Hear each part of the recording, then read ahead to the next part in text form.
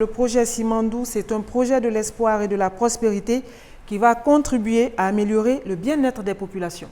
Et il va au-delà donc. Ton projet, c'est une vision qui, comme le reportage l'a dit, se positionne un peu à l'instar du programme Sénégal émergent, qui se positionne pour une vision de développement sur les 10-15 prochaines années.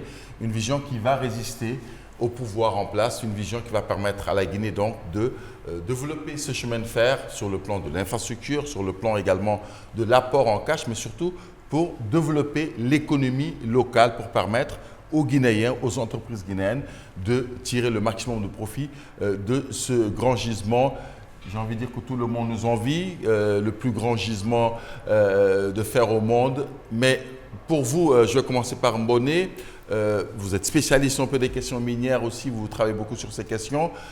Simandou, quand vous en entendez parler, vous qui êtes dans le secteur minier depuis plusieurs années et que vous voyez une accélération ces 3 dernières années, vous vous dites finalement, il suffit d'y mettre les moyens, la volonté et la poigne et beaucoup de patriotisme pour que ça marche. Oui, effectivement, et ça n'a pas manqué, c'est pourquoi ça marche d'ailleurs.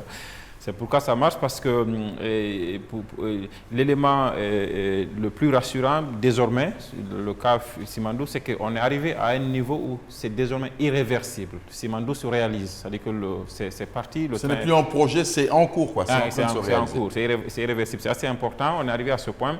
Et Simandou, ce n'est pas que les mines de fer. Simandou, c'est des infrastructures, notamment cette ligne de chemin de fer avec des tunnels, des infrastructures qui vont être développées là-dessus. Mais tout le long de ce corridor, ce sont des villes qui se développent. En fait, c'est de l'activité agricole aussi en amont qui se développe. Et ça, on ne parle pas, quand on parle de Simandou, vraiment, les recettes minières, les recettes fiscales sont très importantes, mais c'est au-delà de ces recettes fiscales-là, c'est tout le développement infrastructurel, même agricole. Création d'emplois. Oui, la création d'emplois, c'est assez important pour résorber le taux de chômage. Je pense que c'est assez important et ça a été vraiment un déclic le 5 septembre parce que le projet Simandou, c'est vrai que c'était sur toutes les lèvres. L'histoire de Transguinéen, on parlait de ça depuis assez longtemps. Il y a eu des options qui ont été prises. De nouvelles options pour non seulement renforcer les intérêts de l'État dans la réalisation du projet, mais donner une nouvelle dynamique à la réalisation du projet et engager vraiment les acteurs qui étaient autour à conjuguer le même verbe. On a vu par exemple les intervenants comme Winning Consortium Simandou et Rio Tinto et être tous dans le même projet de développement de l'infrastructure ferroviaire à travers la création de la compagnie du Transguinéen. Ce sont des éléments, des choix qui ont été faits, des choix assez courageux. L'une des assurances qu'on peut avoir avec le projet Simandou, c'est que désormais, et ça à partir de l'année prochaine, on devrait être dans la phase désormais de production et donc de l'emploi qui va être créé.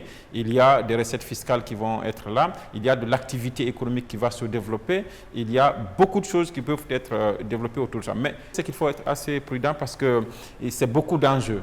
C'est beaucoup d'enjeux le développement de Simandou, c'est de faire en sorte que les réformes à travers la loi minière qui est là, les réformes puissent prendre en compte la nécessité de faire développer ce projet avec le développement des autres secteurs. Tout à l'heure, on a parlé du contenu local.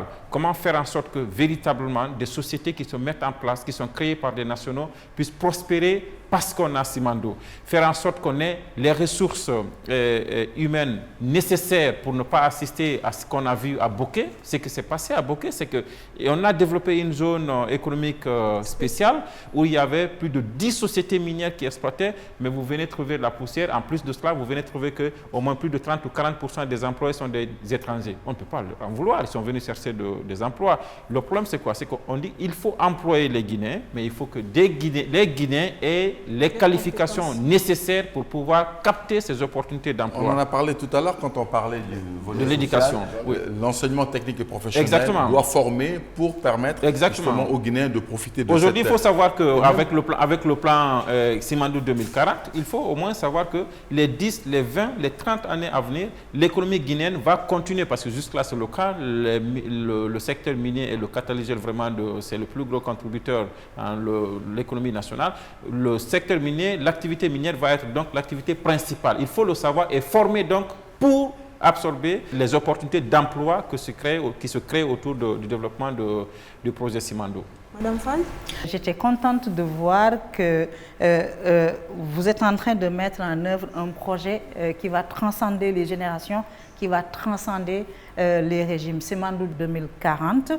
Et j'étais aussi vraiment agréablement surprise de voir que l'État guinéen décide enfin d'octroyer, de permettre au peuple guinéen de bénéficier des ressources naturelles. Chez nous, il est inscrit dans la Constitution que les ressources naturelles appartiennent au peuple. Avec l'investissement de l'État guinéen, l'implication de l'État guinéen, la prise en charge des procédures de transparence, de transport, etc., je pense qu'avec Simandou, on verra émerger une nouvelle vision économique. Et Simandou s'apparente un peu 2040 dans ce qui est en train d'être mis en œuvre concernant le ferroviaire, le portuaire, les infrastructures, les nouvelles villes que ça va drainer, les emplois que ça va créer, s'apparente un peu à Diamniadio. Au Sénégal, il était question de changer de capitale pour attirer les Sénégalais vers les régions de l'intérieur. Après, ils ont trouvé la solution Diamniadio, une ville intermédiaire à 36 km de Dakar. Il y a eu plus de 1000 milliards d'investissements dans des infrastructures sportives, autoroutières, des centres de conférences, des hôtels pour favoriser le tourisme d'affaires. Et puis, ils ont pu, grâce à Diamniadio,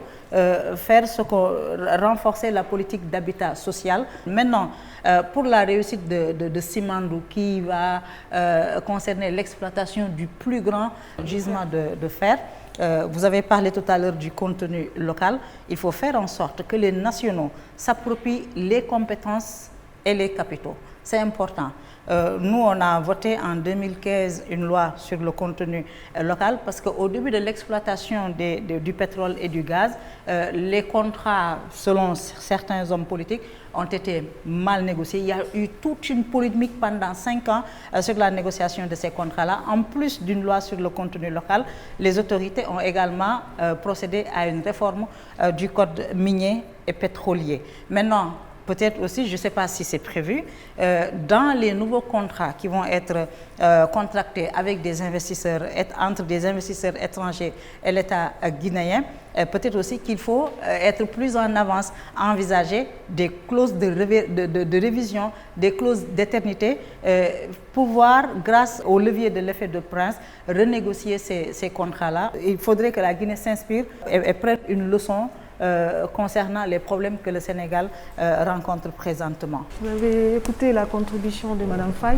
par rapport au projet Simandou? Toujours de très bons exemples que Mme Zapono, mais Simandou, je pense que les deux l'ont tellement bien décrit, le potentiel et tout le rêve que la Guinée porte sur ce gigantesque méga projet, le seul aujourd'hui de sa taille, en tout cas dans le monde. On était récemment, on accompagne M. le Premier ministre à Kigali au sommet, c'était Simandou, c'était le sujet phare du forum. Partout, ça affole les marchés, pour ce qui n'est pas possible. Il y a la convergence justement des intérêts internationaux, et ce qui permet encore à la Guinée, Simandou d'abord, ça a permis à la Guinée de réaffirmer un peu sa politique de repositionnement international, parce qu'en matière de diplomatie économique, de négociation, je pense que c'est un cas d'école aujourd'hui qui va inspirer pas mal de pays africains, pas mal de pays dans le monde. Vous arrivez avec des contrats qui sont déjà scellés, mais vous parvenez à trouver des failles sans pour autant remettre en cause les contrats. C'est là où la Guinée a souvent quand même réussi à impressionner le monde quand ils sont arrivés le 5 septembre. Le marché boursier de l'alumine a tremblé pendant des jours. On dit non, on n'a pas besoin de revoir, de remettre en cause ce que vous avez déjà signé. La seule chose qu'on va vous demander, c'est d'appliquer ce que vous-même vous avez consenti, ça a été validé, il y a une continuité de l'État qui est là et je pense que cela a été d'un poids extraordinaire, ça a accru la crédibilité, la confiance de nos partenaires et c'est pourquoi quand la question de Simandou, certains dans leur jeu habituel, ils ont essayé de faire l'amour, bon on tourne dos, non, vous pouvez partir, voilà, Benin c'est sûr, tel, oui. Oui, et si vous permettez, parce que effectivement, cet aspect m'avait échappé. Il a été dit qu'on ne renégocie pas les contrats miniers et tout ça, mais appliquer le contenu.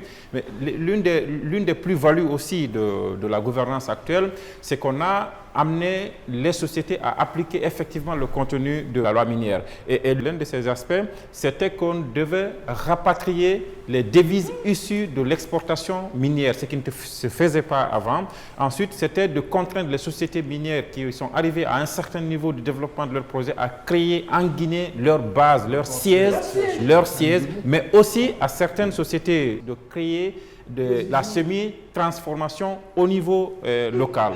Et sur Simandou, c'est l'un des aspects les plus importants, c'est que aussi, en plus de Rio Tinto et de Winning, consortium Simandou, qui ont leur notoriété sur le plan mondial, il y a un des leaders de l'acier, Baou, qui intervient. C'est que ce qui va sortir de Mont Simandou, une partie va être au moins transformée en Guinée. Et donc ça fait plus de recettes fiscales, plus d'activités minières, mais aussi plus d'emplois créés au niveau local. Je vais faire la transition à Bakar, c'est que l'exemple de Simandou a essaimé, a inspiré l'exemple de la GAC par exemple, qui également avait une concession sur laquelle il était prévu la transformation locale, mais le modèle Simandou a été dupliqué sur ce modèle et c'est en train de marcher.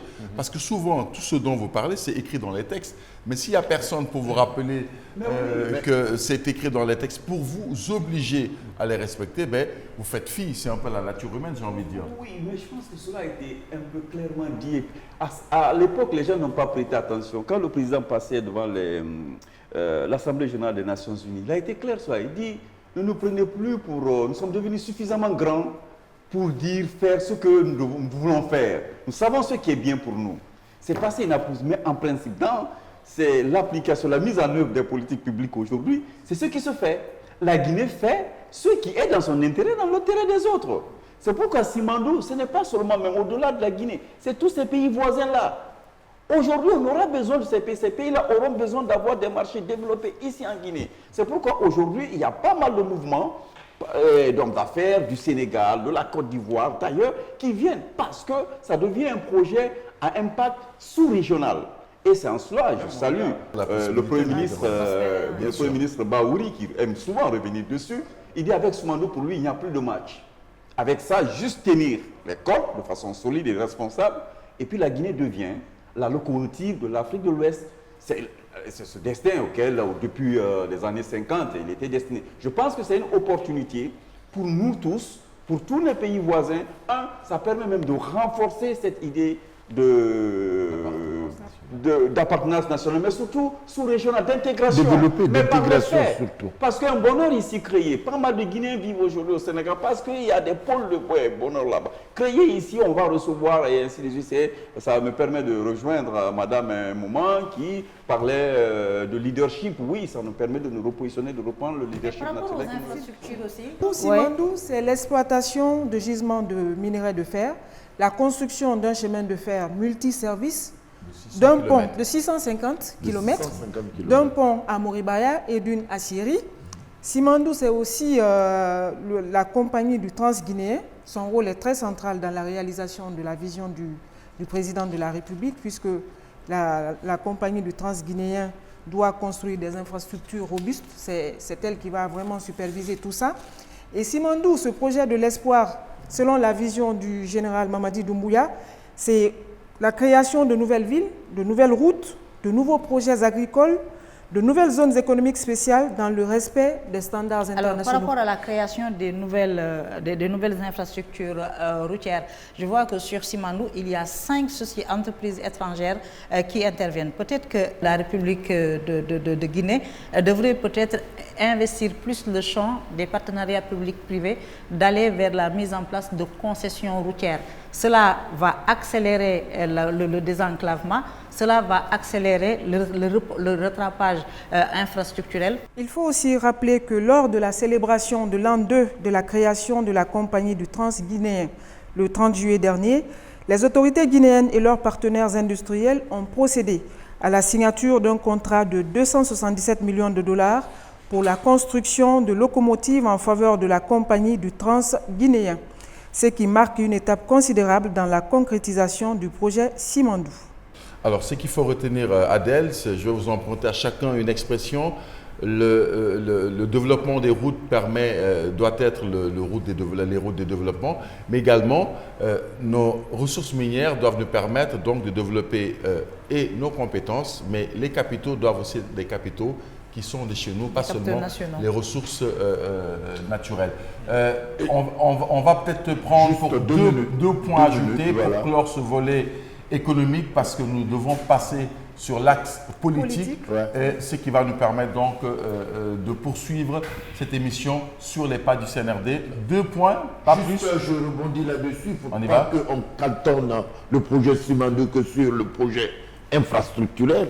Il y a un nouveau Guinéen qui va être créé à partir du projet Simandou, avec l'Académie Simandou, qui va former des Guinéens sur tous les secteurs d'activité qui rentrent en compte. Parce qu'après, la Guinée va être un centre de pôle d'acier. On va commencer à vendre. Donc il y a une expertise dans les métiers de l'acier que la Guinée pourra exporter. Et là, ça va au-delà même du contenu. Voilà. Ça va et ça, c'est très important à souligner. Merci pour cet ajout, Abakar. 15% de revenus pour l'éducation. C'est extraordinaire. Donc, ça nous permet, les ressources, les revenus, 15% seront investis dans le secteur extractif. Voilà. Donc, ça va pour, j'ai envie de dire, renforcer cette vision qu'on n'est pas simplement dans un projet minier, on est dans un programme de développement économique, social intégré. Et je souhaite intégré. Je souhaite vraiment que la Guinée rejoue son rôle de leadership politique et économique. Sur les pas du CNRD, c'est possible et c'est en train d'être fait. On se retrouve, Adèle, pour l'axe politique. Le défi de la réorganisation politique est immense. Le CNRD a hérité d'un paysage politique difficile à cerner parce que désorganisé et entièrement bâti sur l'ethnie. Heureusement que dans d'autres secteurs, des défis plus importants entrant directement dans le développement du pays sont recensés. Au même moment, un accord dynamique est trouvé avec la CEDEAO. Il prévoit un déroulement méthodique de la transition avec chacun des 10 points bénéficiant d'un financement que l'institution sous-régionale n'a jamais su trouver. Banks. Adèle, l'axe politique ambitionne de rebâtir un état de droit à travers la mise en place d'institutions fortes et crédibles avec la justice comme boussole pour tous nos concitoyens. L'organisation du procès du 28 septembre 2009 en Guinée constitue une avancée historique. Le bureau du procureur n'a pas manqué de, je cite, féliciter une nouvelle fois la République de Guinée et les autorités nationales pour cette étape importante franchie dans le cadre du procès relatif aux événements du 28 septembre 2009 et de l'avoir mené avec succès jusqu'à ce stade du verdict. Fin de citation. Regardons à présent ce reportage avant d'accueillir nos nouveaux consultants, nos nouveaux experts sur ce plateau pour aborder cet axe politique. Adèle. Sous la conduite éclairée du général Mamadi Doumbouya, la Guinée connaît une transition marquée par une volonté affirmée de bâtir un état de droit avec la justice comme boussole et pierre angulaire. L'une des priorités de cette transition est la rectification institutionnelle visant à corriger les anomalies institutionnelles du passé. Dès le 5 septembre 2021, le chef de l'État a initié des concertations nationales regroupant diverses couches socio-politiques et économiques ayant abouti à la nomination d'un Premier ministre et à la formation d'un gouvernement. Ces concertations ont conduit aussi et surtout à la création du Conseil national de la transition CNT et à l'élaboration de la charte de la transition, établissant ainsi un cadre solide pour une transition réussie. Parlant du Conseil national de la transition CNT, cet organe est le véritable cœur législatif de la transition. Il assume les fonctions de l'Assemblée nationale avec responsabilité immense qui jette les bases législatives d'une Guinée nouvelle, réconciliée et tournée vers l'avenir. Face aux anomalies institutionnelles du passé, le président de la République a initié un processus de rectification institutionnelle majeur qui marque un tournant décisif dans le cours de l'histoire du pays. À titre illustratif, la création du Conseil national de la transition et les débats autour d'une nouvelle constitution, des actes qui prouvent à suffisance la détermination du chef de l'État à mettre en place des institutions solides et durables. Dans sa démarche patriotique, le général Mamadi Doumbouya insiste sur une constitution qui rassemblera tous les Guinéens, mettant fin aux transitions bâclées. Cette ambition de mise en place d'une nouvelle constitution qui doit rassembler et ressembler aux Guinéens est une autre preuve éloquente de la volonté du président de la République, chef de l'État, chef suprême des armées, de guider la Guinée vers un avenir démocratique, radieux et stable. Au regard des multiples actions concrètes menées sur le terrain, on peut fièrement noter que la transition en République de Guinée, sous le leadership du général Mamadi Doumbouya, est un processus visant à reconstruire le tissu social, à revitaliser l'économie, mais aussi à réformer les institutions politiques. Ces trois dimensions interdépendantes sont essentielles pour bâtir une société guinéenne plus harmonieuse, prospère et démocratique. Depuis son accession à la magistrature suprême, le président visionnaire et refondateur, le général Mamadi Doumbouya, n'a cessé d'œuvrer sur une gouvernance axée sur la transparence, l'efficacité et le bien-être des citoyens. À ce niveau également, la priorité est donnée à des réformes structurelles profondes en vue de moderniser les institutions publiques et de garantir une meilleure redistribution des richesses du pays. La création de la Cour de répression des infractions économiques et financières CRIEF, ainsi que les travaux du vérificateur général sont des exemples palpables des efforts déployés pour assainir l'économie guinéenne. Avec ces résultats engrangés, la Guinée a ainsi progressé dans les classements internationaux, passant de la catégorie des pays à revenus faibles à celle des pays à revenus intermédiaires. Ce classement est le fruit d'une gestion rigoureuse et transparente des finances publiques.